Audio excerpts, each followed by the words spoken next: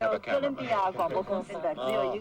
year ago, the possibility that we'd ever see anything like this picture seemed more remote than Neil Armstrong's first footstep on the moon.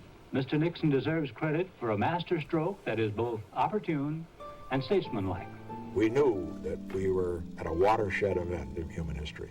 If it had not been undertaken, and if China had been forced back under the Soviet umbrella, the geopolitical relationship and balance in the world would be almost hopelessly against us at this time.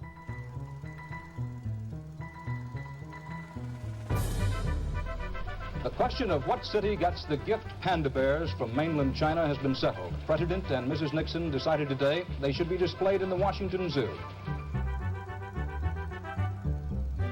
Just checking to see how the panda thing went. I've been in a meeting, and so I was able to they check. were just darling. Yeah, did They raved about them.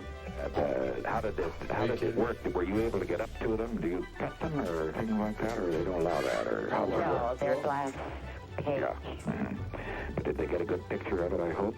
Boy, it was well covered. Good. She was called Plastic Pat because she was my wife.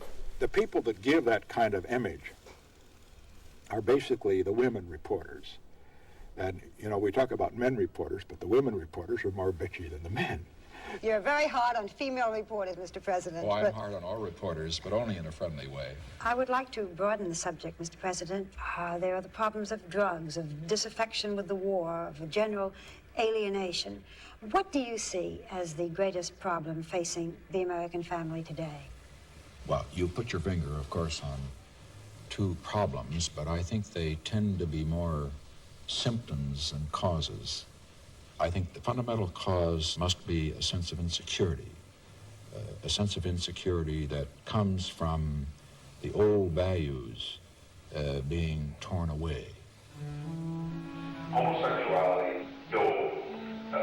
Immorality generally. These are the enemies of strong societies. God damn it, we have got to stand up to these people. I do not mind the homosexuality. I understand it.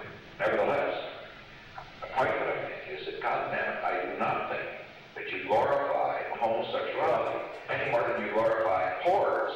Now, we all have weaknesses and so forth and so on. But God damn it, what do you think that does to kids?